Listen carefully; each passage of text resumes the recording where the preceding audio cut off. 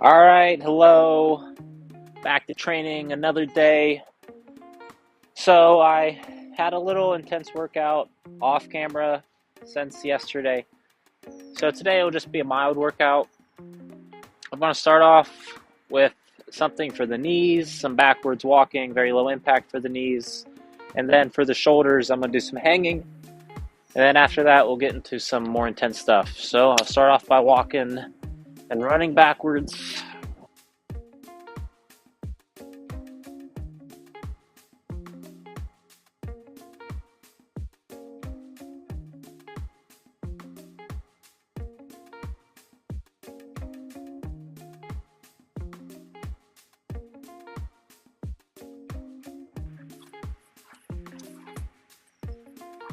And now we're here where I'm going to be hanging from a tree where it's good to get. Makes you work a little bit harder to work out in nature, and in a good way. So I'll get into it.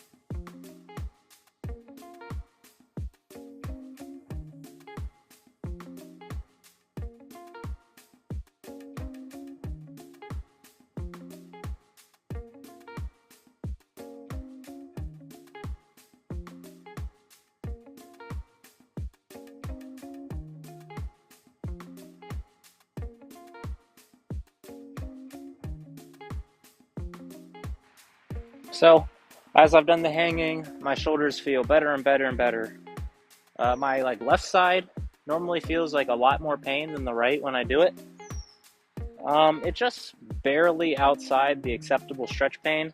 So just because it's barely outside of the pain limit that I think is good for stretching, I let it go. And now this one's still better, but this one I just feel like a normal 3 out of 10 stretch pain. So now I'm going to get into some leg exercises and maybe some fun upper body stuff. So let's see you there.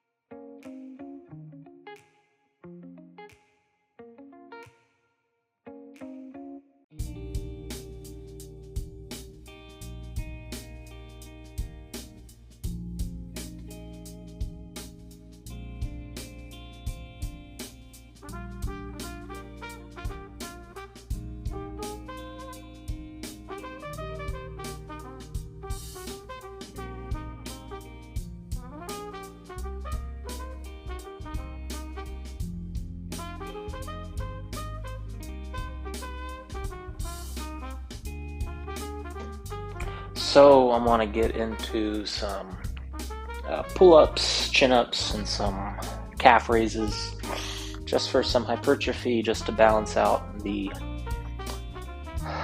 mainly just for aesthetics, but I think having an aesthetic body will result in being more functional and capable because your eyes and brain are telling you something with those aesthetics. So get into it.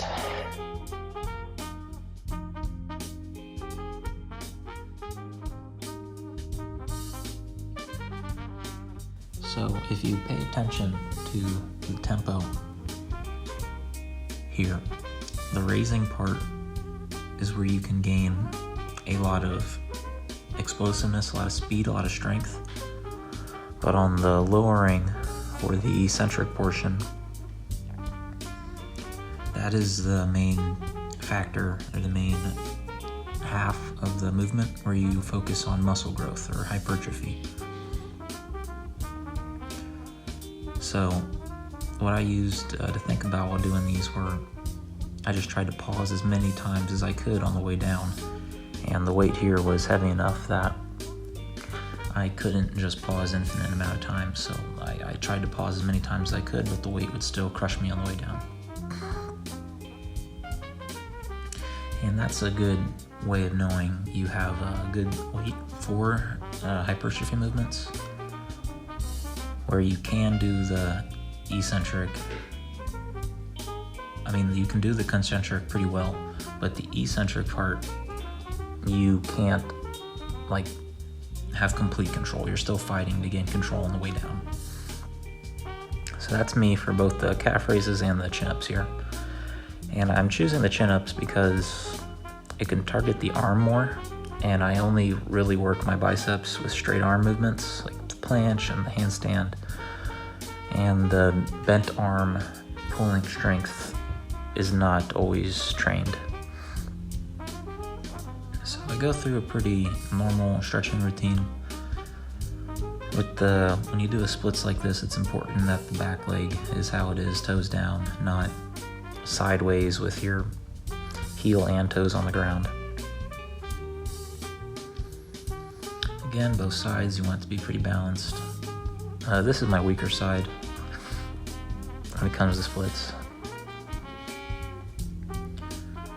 And I'm still working and getting closer towards the middle splits.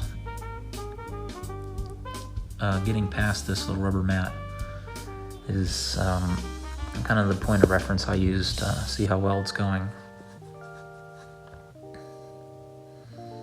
And part of the reason you want to train every day is so you can get better at skill type movements, and you can progress a lot faster neurologically, which just means that you can think about with your body. You can move better or think using your body better. So neurological gains or brain gains happen instantly. They don't take any time to recover. They happen the most over when you sleep and what you think about before you go to sleep. But in the muscles and the tendons, muscles and skin adapt quite quickly with only a week needed to get some adaptations. Tendons take about 8 times longer, about 8 weeks at the least. And flexibility is one of the slowest things to grow and to improve in. It takes about 6 months before any significant adaptations will happen. So those are just the periods that you'll need to make adaptations. The bridge here is a little special because it's quite a compound movement using the spine, the shoulders, and some of the arms. So you have like 3 things that can be trained, so flexibility happens in compound movements like that a lot faster, but the splits is really just the adductors and the groin, which is one kind of muscle group, so that's why it takes quite a long time to really get into it. But I think knowing and really mastering the front and both sides front split is important to get it. So here, to the shoulder stretches, I have a video out on shoulder mobility, the shoulder mobility master stretches that I use. So if you made it this far, thanks for watching. Please like and subscribe, share the video, and I'll have some other ones out in the future. So bye.